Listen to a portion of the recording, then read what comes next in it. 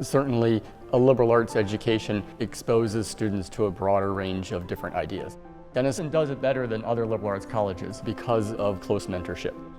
Whether it's with your advisor or with your professors, it's the small class sizes. At Denison, faculty define themselves and their role as faculty very differently than at other institutions.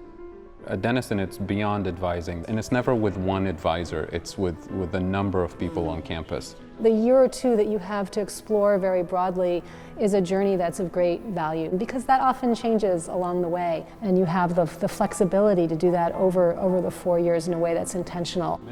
The value is in the students reflecting on the different classes and different approaches that they're putting together to look at the big picture, identify problems, and connect the dots. Helping students take their own value systems and figure out how to solve the problem in a way that was uniquely theirs.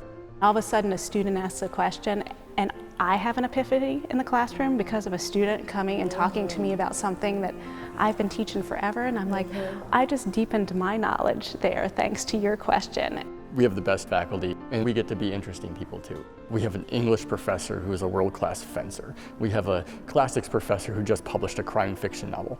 I think that's one of the things that attracts students. And they're just really excited about getting to know us on that different level. The one-on-one or small group experiences with students. Working with students on summer research projects. It's a gift of time for students in any discipline to dig in, to do this kind of independent work, building the kind of skills that are so useful in life. They're crossing these boundaries, creating these connections, and it becomes this great community. When you get those students who are working on the different projects together in the same building, it's like an intensive dormitory lab, you know? Denison attracts the top students. They're the best students in their high school environments. And they like challenges, and they like to meet the challenge, and I think our faculty are very cognizant of that. That's the connection. I think students come to Denison often because they want a breadth of choice.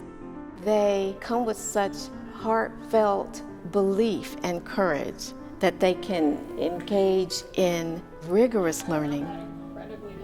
A creative writing student who had gone on to get a graduate degree in creative writing, and then from there has had a very successful career in digital marketing, and she said, you know, the skills that I use in that job are very much the skills of an English major, of interpreting images and understanding messages and communicating.